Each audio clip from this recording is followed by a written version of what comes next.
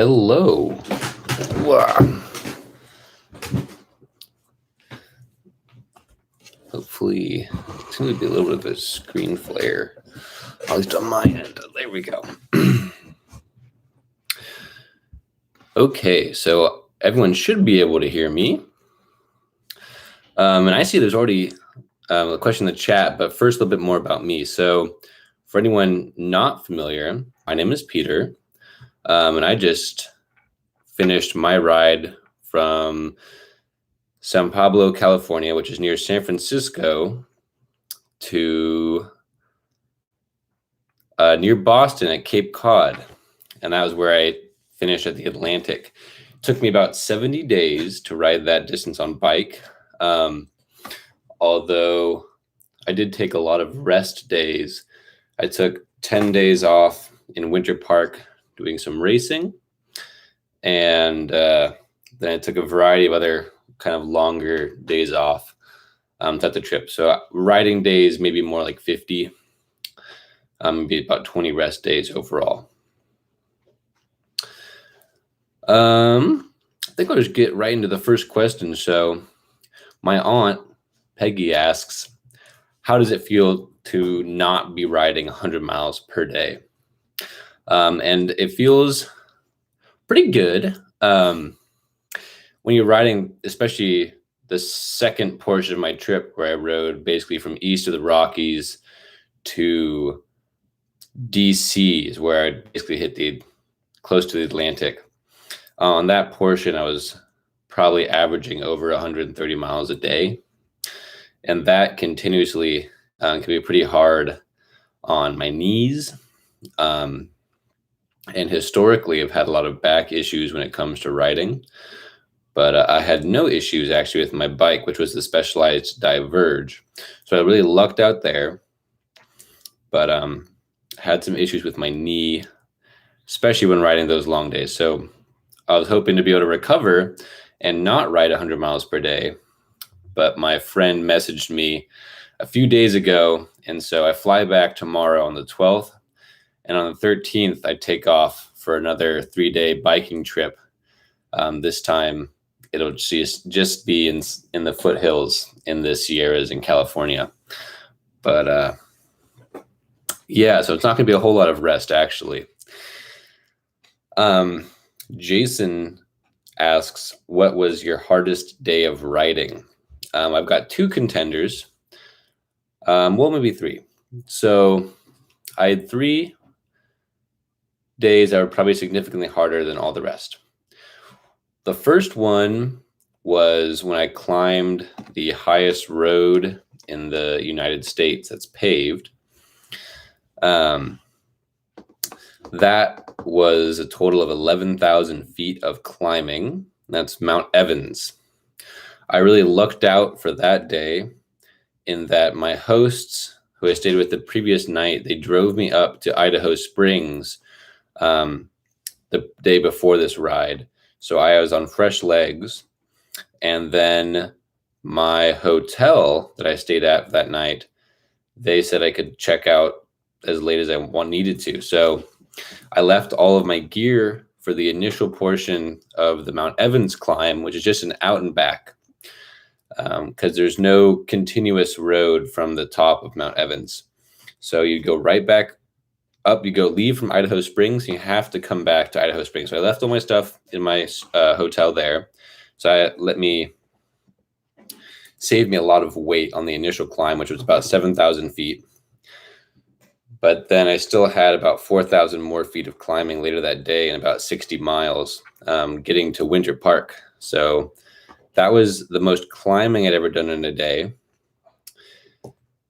The longest day on my ride was 210 miles, which I did through eastern Colorado and into Kansas.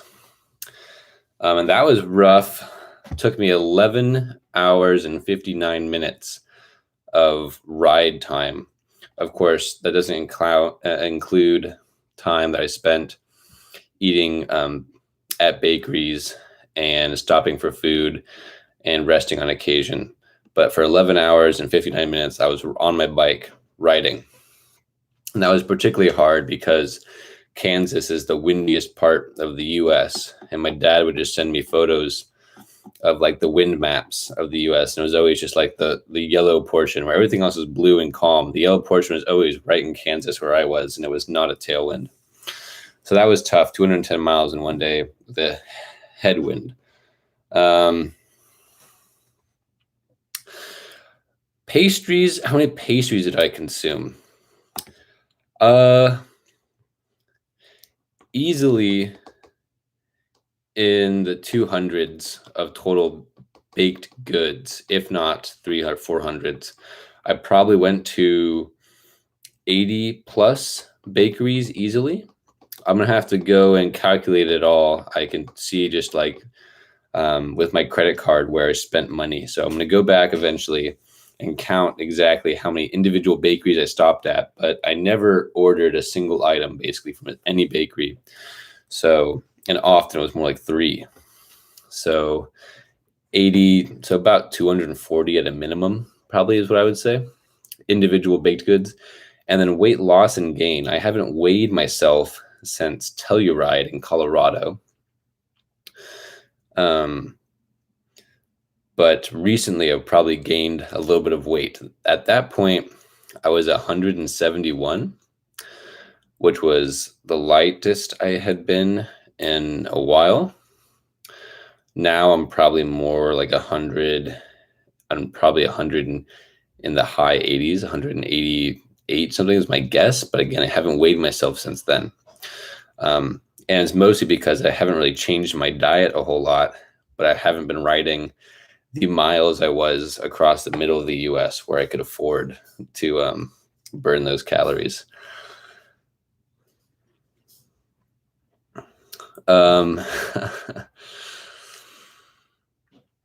So Maurice, who was Maurice and Mark were my final warm shower hosts. Warm Showers was the website that I stayed with numerous times throughout my trip.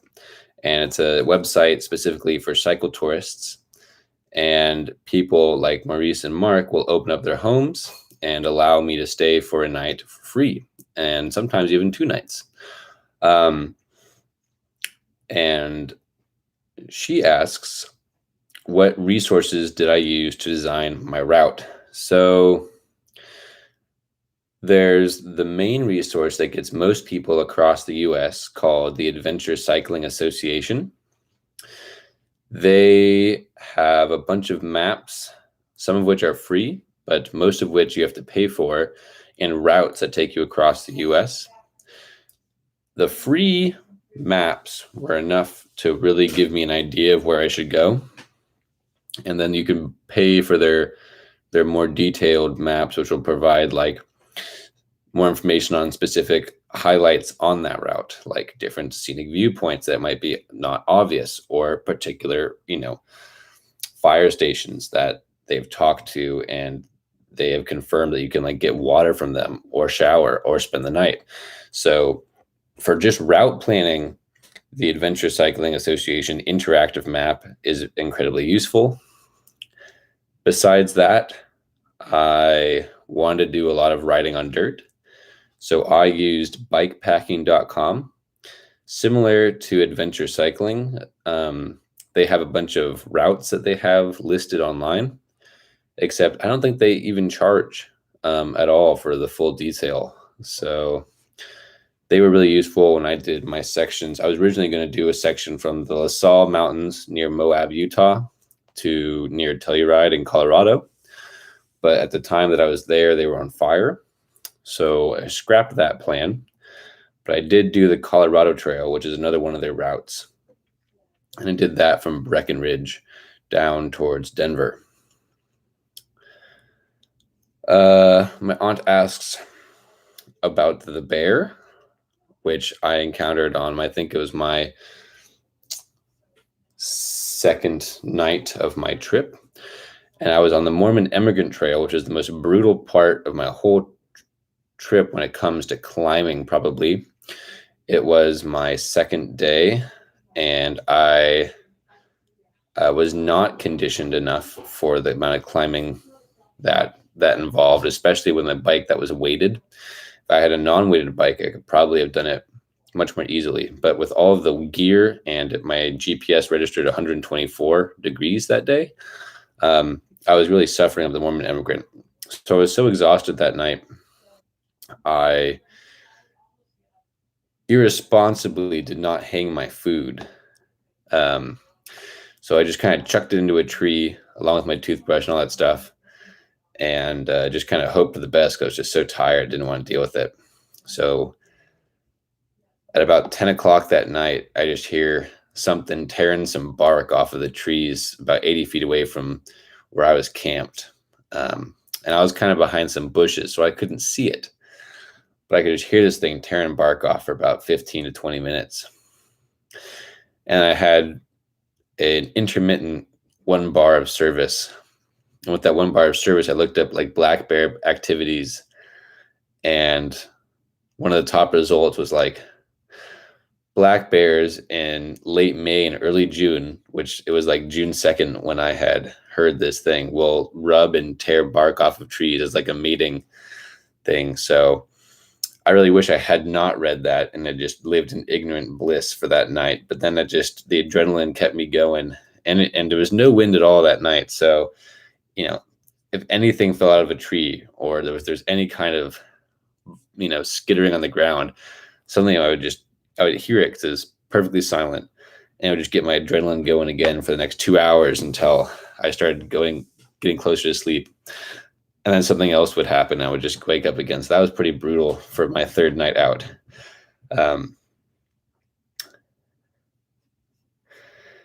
Who was the coolest person I met besides Mark? That's a tough one. Maurice is up there. I had a fantastic host. I've had so many fantastic hosts, but I had a really, really fun one in Boulder. Sarah, she was great. I really had a blast in Boulder. I'm 22, and my birthday is April 7th, and everything in California got shut down late March. So right before I would have turned 21. And so I hadn't really gone to a bar in the US until this trip in Colorado.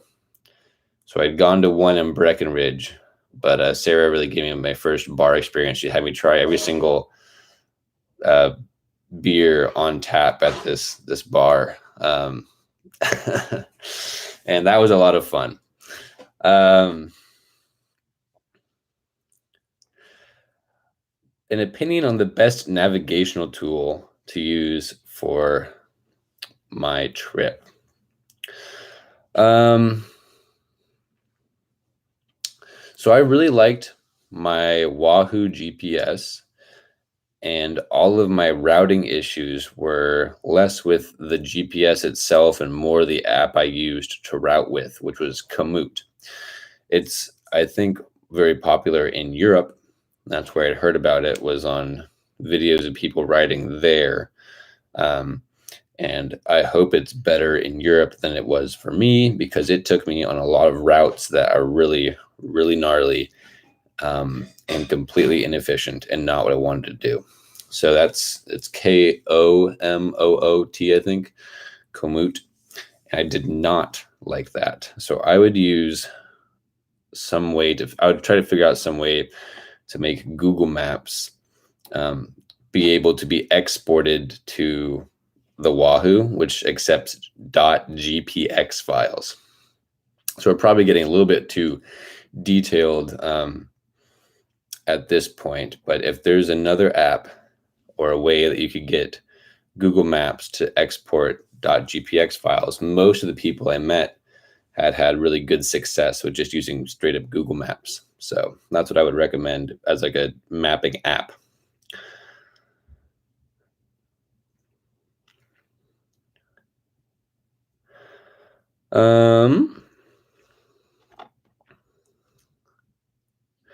What did I miss the most?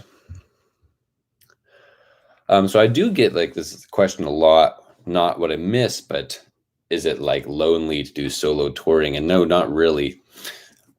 Despite being on the bike for about 12 hours every day, um,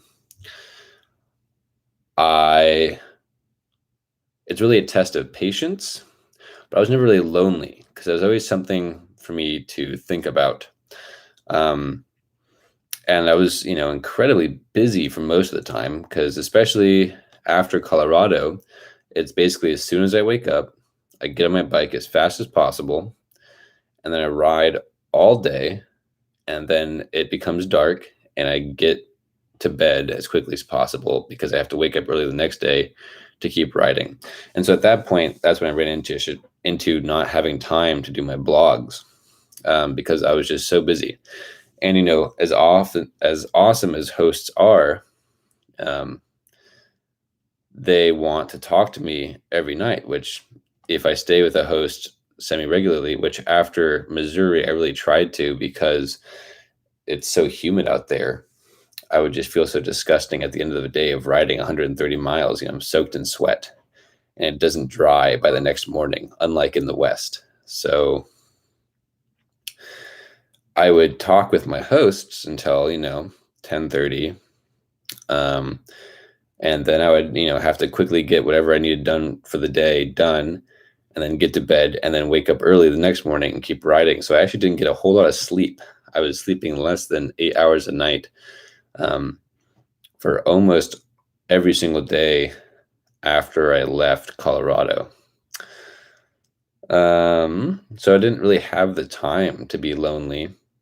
And so as for like actually missing anything,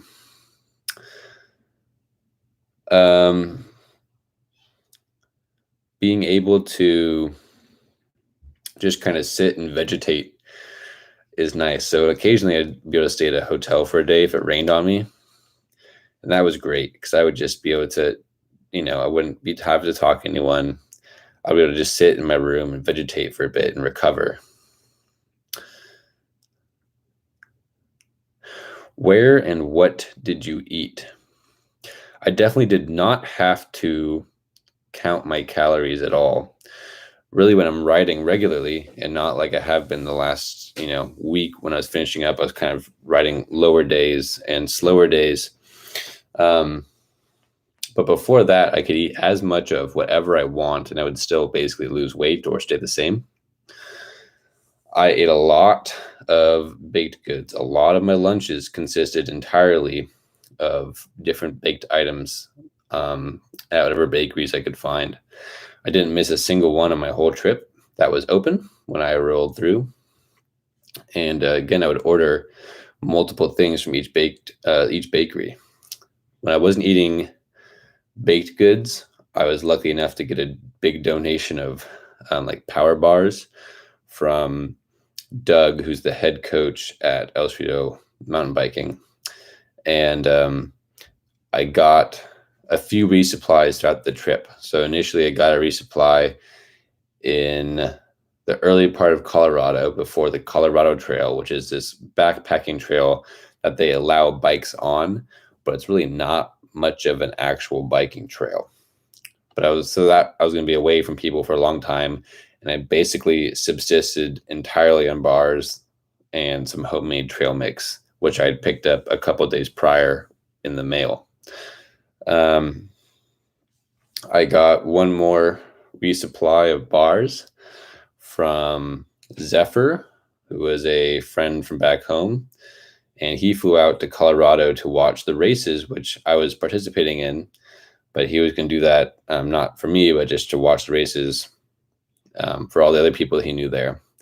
But because he was coming in and he was from home, his family was kind enough to bring out some more resupply stuff for me, and then take back all of my cold weather gear, which I wasn't going to need east of the Rockies. So I got a lot more bars then. I stacked. In fact, I still have some of the bars left over. And then also my hosts would often feed me at night. I would never count on it, but I would say 90% of my host would feed me at the end of the day. And so that often made dinner easy. My final mileage was 4,600 and ish. I think maybe it was 5,000 or 4,562 is what was recorded. And of course, I didn't record a lot of smaller rides, but yeah, I'd say over 4,500 easily. Was my trip what I expected in terms of physical and mental stress, or more or less? In terms of physical stress, it might even be less than what I expected. Your body gets so used to putting on the miles that, after my first week, which was a struggle, that was the only part where I was like, ugh, do I really want to be doing this? And then after the first week, you just kind of get in a groove and your body adjusts to putting on the miles. And then I was feeling really good. So after that, I could just keep going and going and going and going. And the only issue I had, again, was really my knee. You do have a lot of issues. I don't know if you guys can see it. No, not really. But I've got calluses on this part of my hand because I would have to constantly change where I'm holding the bars all day, because it hurts your wrist. Those are like the small, like, physical issues I ran into. It wasn't anything like super, super tough. Just some knee issues where I raised my seat and did some stretching and it went away. And then wrist issues with just handlebar grips. Mental stress, it's really just a test of patience the whole time, because it's just so many hours every single day that you're on the bike. And for the first third, so west of the Rockies, I basically, I didn't listen to music at all. No audiobooks. There's too many people. The roads are too populated, and it's not particularly safe if you wear headphones at that point. East of the Rockies, there's no one out there. The roads are really long. They're mostly flat, and there's usually a good shoulder, especially through Kansas. So at that point, I started listening to music and audiobooks a lot more. And that really helps with like the patience aspect. But you are just like looking around often, and you get such cool scenery and a lot of variety. You go through scenery faster than I think you would expect on a bike when you're going, 100 plus miles a day. Of course, most tourists don't do that, so they might have more of an issue, but they also do shorter days and they can like swim and stuff, which I didn't. I swam like 3 times on my whole trip. So that's what happens when you just ride all day instead. You kind of miss out on the swimming and other fun little activities like caving. There was options for that, but I just never had the time to go because I always had to make it so far at the end of the day. Did I get lonely? No, not really, as I mentioned before. But yeah, you do get bored sometimes. Kansas is boring. Eastern Colorado is boring. But those are really the 2 worst parts. That's where I did my 210-mile day. So I got really most of it over with as fast as I realistically could. Do you have any problems with your bike or gear with the overall usage? So I was really worried about potentially having mechanicals. Anyone who knows me knows that I really am not adept at bike mechanics. I can fix a flat, and that's about the extent of it. I had 3 major mechanical issues. One I didn't even notice, but because my bike was basically new when I started this trip, cables that control your shifting tend to stretch out initially on a new bike, and mine did. And so when I climbed the Sierras, I didn't even notice, but my shifting, the cable had stretched such that I was not able to use my lowest gear all the way for the Sierra climbs. And that was pretty brutal. But again, I didn't even realize that was going on until I was almost done with the Sierras. And at that point, I was just like, I'm just going to make it. It still works just fine. It's just, not able to get into my lowest gear. So didn't want to mess with it. I figured I would make it worse. Sure enough, when I had a spot to rest in Tahoe, I tried to work on it myself, and I just made it way worse. So we went to a bike shop to get that fixed.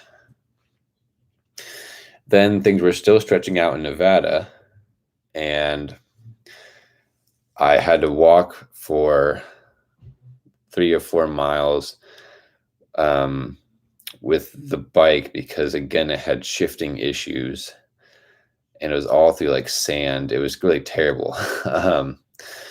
And that night I stayed with hosts Carol and Mike, and they were great. Mike has worked a lot on cars, not necessarily bikes, but he had a ton of equipment in his car or in his garage for working on the cars. And we trialed and errored the shifting on my bike until eventually it did work again, and it worked well. And it took like an hour and a half of just effort. And the last mechanical I ever had was almost all the way across the US from there, when I was crossing over from Illinois to Kentucky. I was supposed to ride on this highway bridge, but I got to that highway bridge, and there was a truck there with a light spinning, and he would not let me over that bridge due to construction.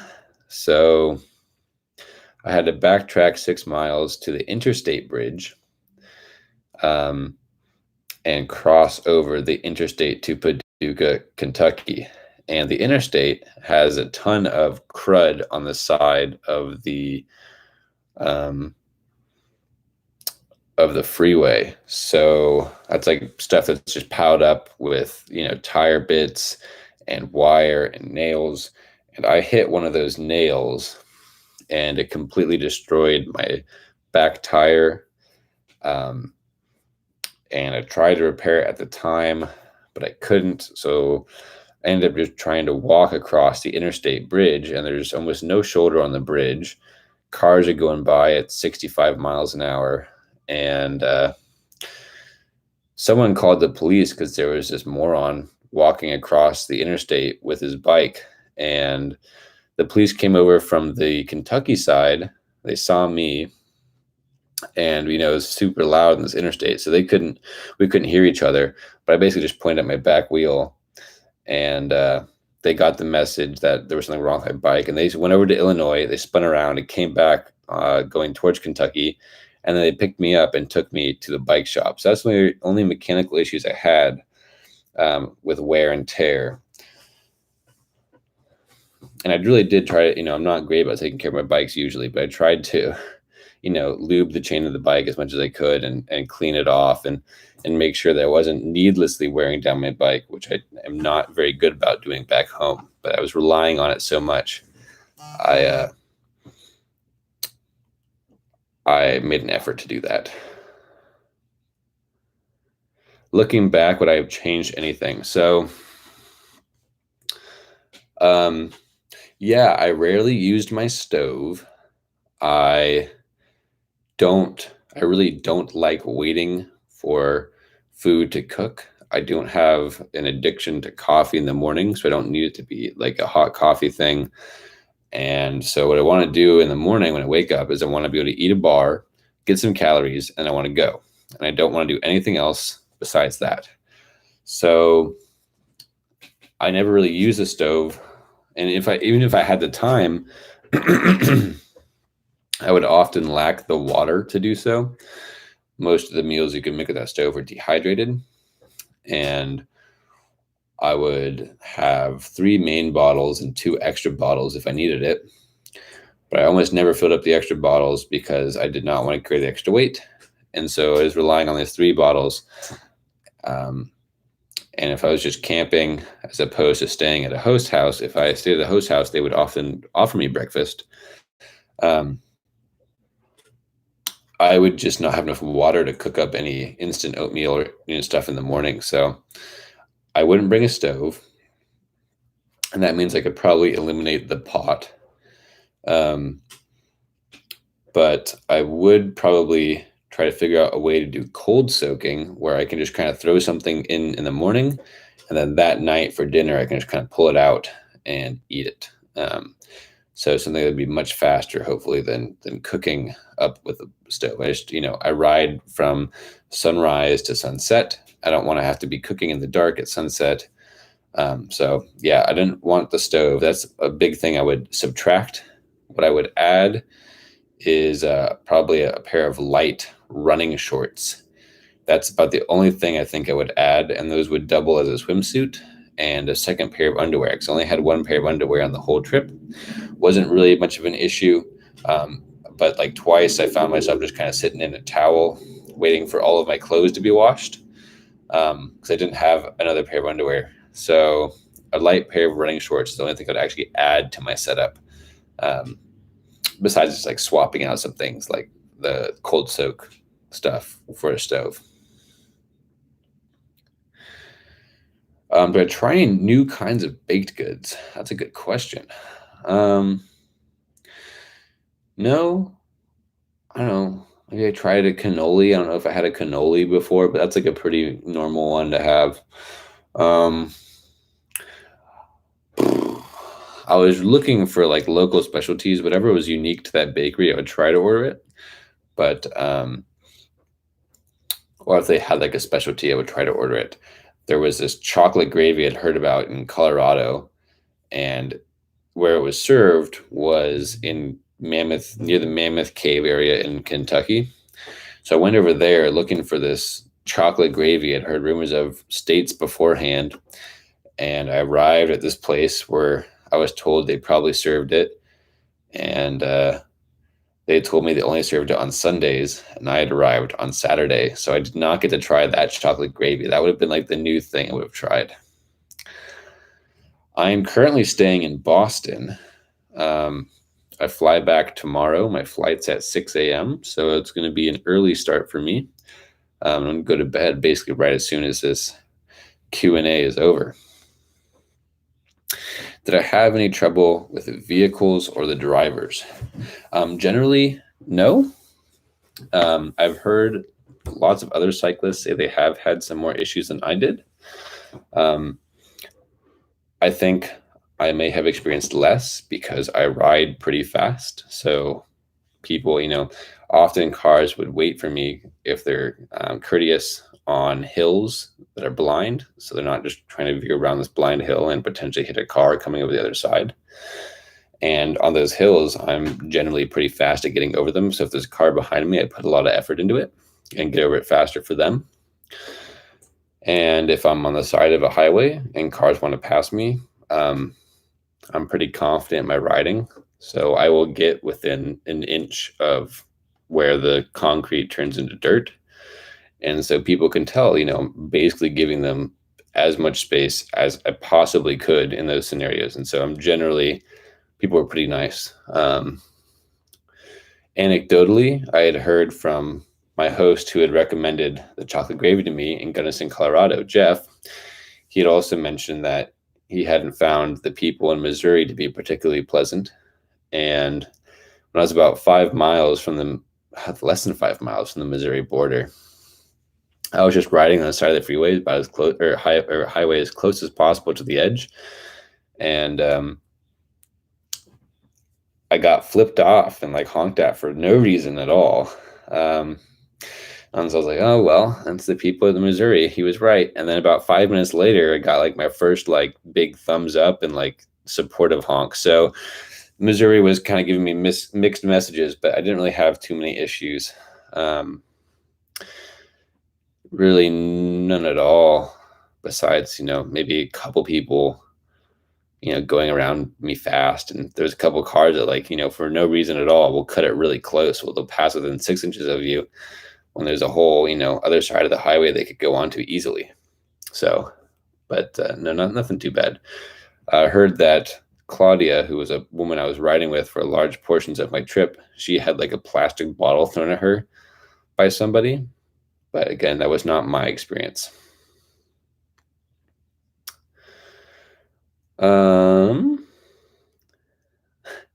So the police in Kentucky were actually really nice. They hadn't even heard about the other highway bridge being closed. And normally I'm not allowed to ride on the interstate. But there is like a law where if like there's no good roads within so many miles of the interstate, I'm allowed to ride on it.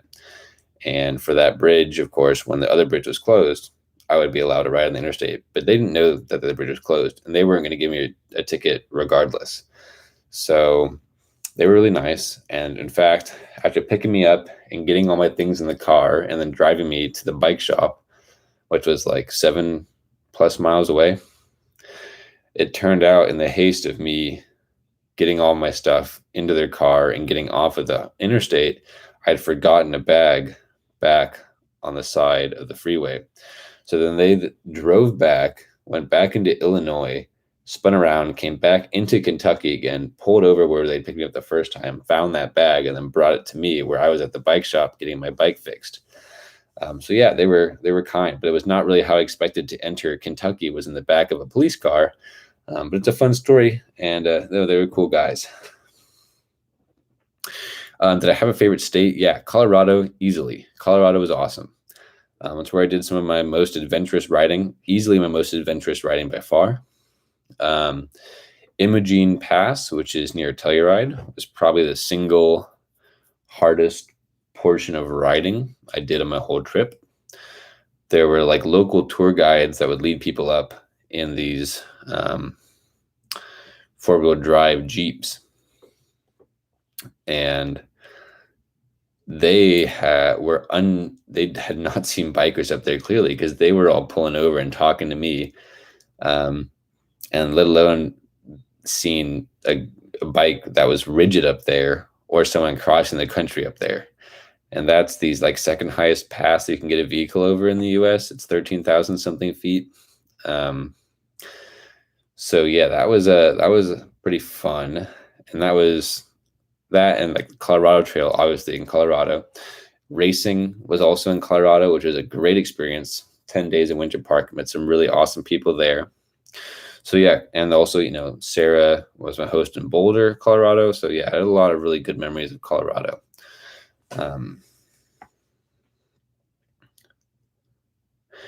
Did the ride experience have any influence on your general life outlook or future plans? Or is it just a really cool experience / ride? So you do have a lot of time to think, because that's what you do all day. Although really not as much time as you might think, because you are constantly thinking about, not getting hit by cars and staying on the freeway and staying in the lines. So you have to kind of like make an effort to really think about anything important when you're on the road. But especially like, when you hit Kansas and stuff, you can kind of tune out the road because it's all straight. That's the highlight of the day, is if you make a turn at all. And then when you make a turn, you're going to go for a quarter mile and then make another turn going east. And then you're going to ride on that for 80 miles straight. So during that time, I had a lot of time to think about my plans. It's really been firefighting was my idea for a long time, since high school. And, I just kind of worry about my body breaking down. I'm so tall. I've got knee and back issues already at 22 years old. And I just worry about my longevity doing that. There's also the potential of teaching English in Japan, which I was thinking maybe I should just kind of get on with my life and not waste another year. But now I think I really would value that experience. So I want to do that for sure. I'm now thinking more about mental health therapy than I was on the trip. That was like a back burner idea. But I think I might enjoy that more than firefighting, and also maybe not destroy my body in the process. So these are all the things I kind of have to look into when I get back home. I also met some people that said that I should make a LinkedIn profile and send it their way, and they would see if they would find anything open for me, whether it be in the environmental field or in sports stuff and all that stuff. So that's all stuff I have to figure out once I get back home, do a lot more research on. But yeah, it really has influenced what my future plans are and what I'm going to do. Absolutely. Water was quite an issue at some points, wasn't it? It was. In Utah, that was when the second heat wave in the West occurred, and I was riding in 118-degree weather during some pretty barren parts of Utah. So I ran out of water like 20 plus miles away from Green River, and my original plan to get to Green River was to do a little bit of dirt, only like maybe less than 10 miles of dirt from the highway that leads to Goblin Valley to Green River. But it was so hot and I was so fatigued and I was out of water. I was really worried about collapsing off the side of the road. And if I collapsed on this dirt road that I'm sure nobody goes on because nobody's out there when I'm on these dirt segments, no one would be able to find me in time. So at least I would stand a chance if I did end up collapsing on the side of the highway, someone would probably stop for me. So I stayed on the highway, and I knew that led to the interstate. So I ended up riding about 14 miles on this interstate that led to Green River. And people could tell something was wrong when I did finally make it to Green River, and I just kind of stumbled into this gas station and went to their soda fountain immediately and filled up my bottle there. That's where I got a lot of my water, was from just gas station soda fountain water spigots, whatever they are. But their normal water spigot was broken, so all they had was carbonated water. I'm not a huge fan of carbonated water, but that was the best water I ever had. And I spent like 2 hours just sitting outside this gas station trying to recover. Bought some potato chips so you could, get your salt back. But water was a big issue. And I learned that pretty quickly because it was also an issue coming out of California. That's where my GPS read 124, which is probably the hottest it ran on the whole trip. And that was also a bunch of climbing, and also the point at which I was carrying the most weight because I got rid of some stuff in Tahoe when I finally made it over there. So that's when I realized I needed more water and more bottles. I only started out with 3 bottles. I ended up going with 5, and I carried 5 all the way across the U.S., although I never used the other 2 after Colorado. Have I given any thought to where my next trip will be? I would love to do the entire coastline of the main islands of Japan. That is where I think I'd like to make my next big tour. And that, I think I calculated it before, and hopefully I did it right, but I think it's less miles to go around the entire country of Japan than it was for me to go across the US one direction through the middle. So to do that, though, I would probably need to find some way of sponsorship of some variety, or at least to somehow mitigate more of the cost. A lot of the cost is actually upfront when it comes to cycle touring, where you have to buy the bike, you have to buy the bags for the bike, you have to get your gear ready, and it all has to be really compact, really small, so you can't take some of this car camping gear that we already had because it's just too hefty and too bulky to fit on the bike. So it was a really expensive upfront cost, probably around $5,000 just to get going, let alone feed myself and any hotels and stuff like that I wanted to do along the way. So for Japan, a very expensive country in general, I don't know. And especially because when I'm in a foreign country that's holds more appeal to me than the US does, I would not do 130 miles back to back to back to back to back like I did in the US. That would probably be a much more of a 70-mile day, and then actually have time to kind of explore the areas I'm going through. And when I worked in Japan for 3 months, I loved it so much because the countryside is far more interesting than it is in the US. It's not just a bunch of cornfields. There's some really awesome, cool roads there. They're super well maintained. So I just think it'd be perfect for touring, as long as I could afford to go there for that long.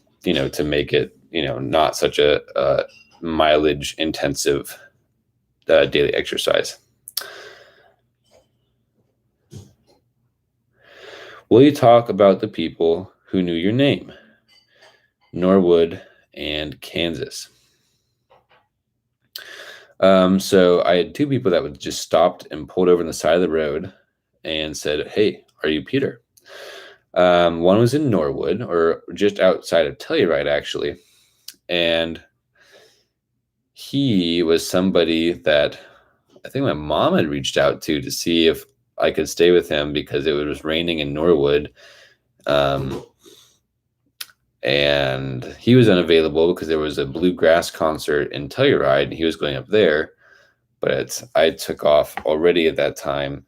And so he had just happened to get this call early about this cycle tourist going towards Telluride, and saw this guy biking up towards Telluride and pulled over and said, "Are you Peter?" And that was me. So I got to talk to him. He was like a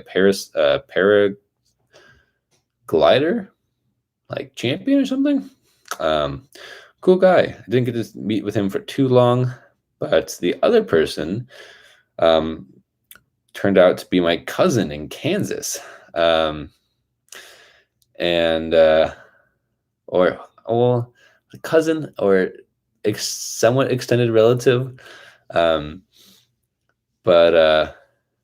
I was planning on staying with his mother that night, and he just happened to see me riding by and just happened to be on the same road. He was making a delivery. He was working at the time. He was a courier, as a vehicle courier, carrying different things, and just happened to be on the exact road I was going towards his mother's house. And he just pulled over and was like, "Hey, are you Peter?" And I'm like, "Yeah. Who are you?" And yes, that was a really fun experience because I'd never met Luke before. And yeah, that was great to be able to meet one of my family members just on this random highway in the middle of nowhere in Kansas. And that's basically all of Kansas, is the middle of nowhere. So that was just great. What was the most hilarious thing that happened on the trip?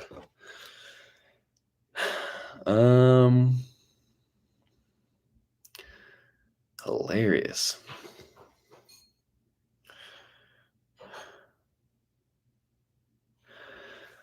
Man, probably shouldn't be struggling with this so much. I think meeting up with Luke in the middle of nowhere in Kansas is certainly up there. I just found that so funny at the time, just because it was such a low probability of him just happening to be on that exact highway as I happened to bike through it.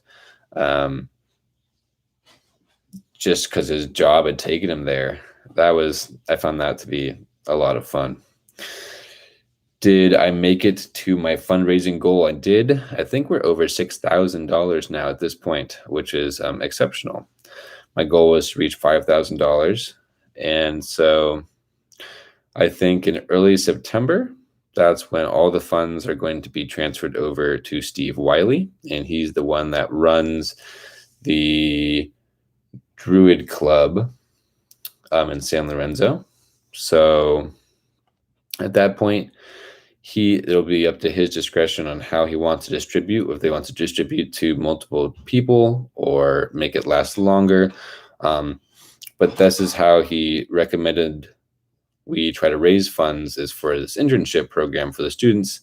And he is by far the most familiar with them and what they need. So it'll be at his discretion at the time to do with what he thinks would be best with that money. What meal were you craving, and did you eat first? What did I eat first? I had fish tacos when I made it to Cape Cod. But sushi's always up there for me. I had kind of very intentionally avoided a lot of seafood when I was in the middle of the U.S. So it was nice to finally hit the coast again, where I felt safe enough to eat seafood again. So that was really nice. And then I always try to eat something that's kind of iconic to the places that we are in. So we've had some really delicious clam chowder here in Boston, had some good pizza in New York. I had a really good deli sandwich there as well. I could talk a lot about food.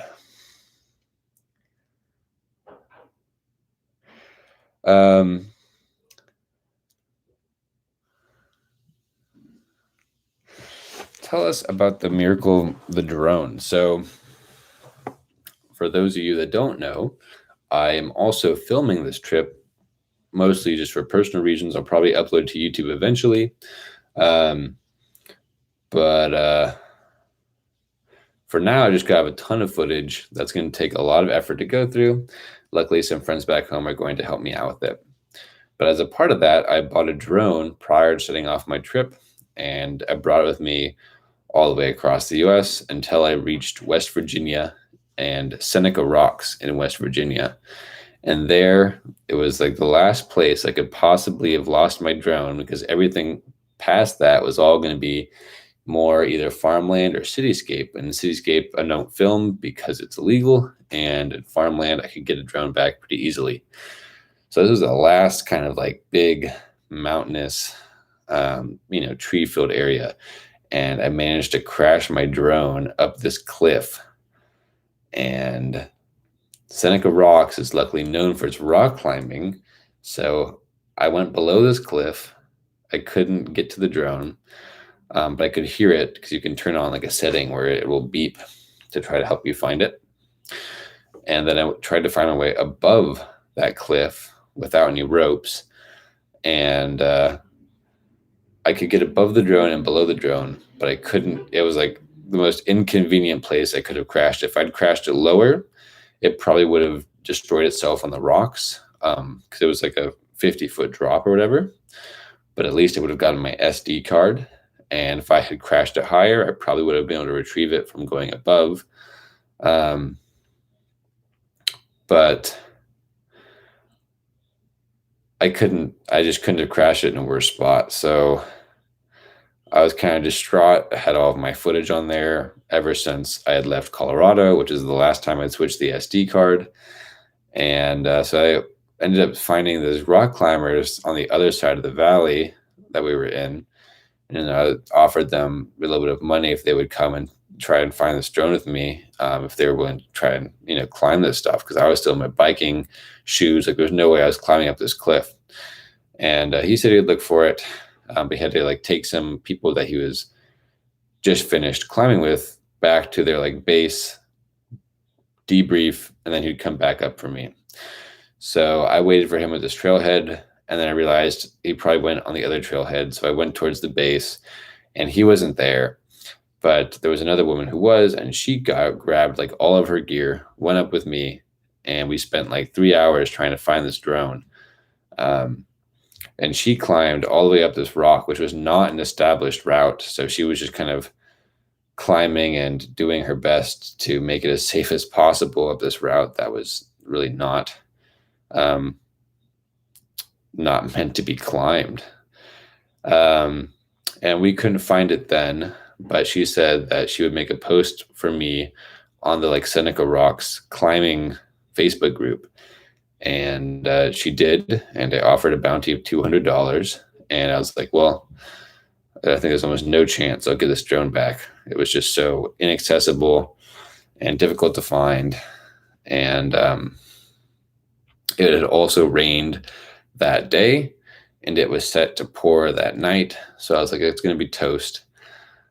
But so I biked further that day, didn't get as far as I wanted to. So the next day, it was a really brutal day going towards Washington, D.C. And as I was leaving D.C. to where I'd be staying that night with a family friend who we hadn't seen in 18 years, because they'd moved away from California to Washington, D.C., I saw a text, and it had an image, and it was an image of these two guys, and they had my drone with them. And so these two guys had gone up and had rappelled down the face of that cliff and had looked for my drone for about an hour, and they had found it. So that was thanks to Wade and Kevin, who are two rock climbers who frequent Seneca Rocks. And so now I do have my drone back with me. It is the miracle drone to actually have that back. And I haven't been able to test if the footage is still good on it or not, but I'm pretty sure it will be, even if the drone is toast after that rain. It's not waterproof, so I'm not too hopeful about that, but I am hopeful that the footage is still good. I'm somewhat relieved the trip is over because I got school coming up again. And I don't want to postpone significant progress in my life for the sake of, a few more weeks of writing. So I would say for now, I am relieved it is over. It was a really fun trip, and I would love to do more writing in the future, more touring writing in the future. I don't know if it'll be as long and intensive as this one, but I'm kind of an all or nothing guy. So that's why, the next one I have is this, kind of circumnavigating this entire country. That's my next, idea I want to do. Now I did the US, I want to do that. So let's see. What was my favorite sight to see in New York City?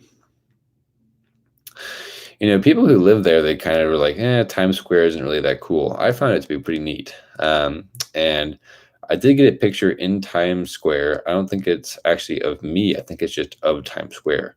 I really should have got a picture of me and my bike there, but I did not.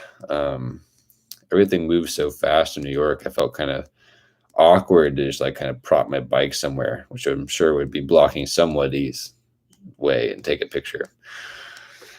So that was really cool. What else was really cool in New York? There's a lot of cool places in New York. I really liked weaving in and out of traffic and seeing how tight I could fit between cars. It was an unhealthy for me, but it was a lot of fun. And I've never been to New York before, so it was pretty overwhelming when I got there. Coney Island is really cool. And there's a lot of really cool biking paths through the city. So I didn't really go into any museums. I was too worried about leaving my bike unattended. I heard that basically if you leave it out of your sight for more than a minute, it's going to be gone.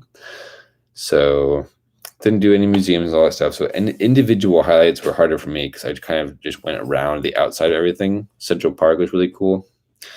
And there's another park that we rode through.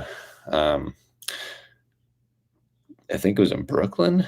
And that was also really, really nice. And unless anybody has any more questions, it is nearly 10. And I'm happy to answer any more questions for the next couple of minutes. But if no one has any more, then thank you guys for showing up. And I'm going to be posting the rest of my blogs, which will have more detail than I was probably able to include in my 1 hour tonight. And so stay tuned for that. They'll probably be starting tomorrow when I have my 9-hour flight. But if that's it, then I have to wake up at 3 a.m. tomorrow so I can get to my plane. And I would like to thank Jacob specifically because he has a podcast out on Spotify. He is the channel called The Human Talk Podcast. And so I talk a lot more. He asks some really great questions about my trip. So if you do want to hear me ramble on more about all the different things I did, then I would recommend checking that out. It's like an hour of me just talking about my trip again. And he has a lot more details in there about, specific parts. So I would check it out. It's a good podcast. And thank you guys. Thank you, Vicky, for showing up all the way from Arizona. Well, that's about an hour. So I think I am going to go to sleep. And thank you guys so much. Good night.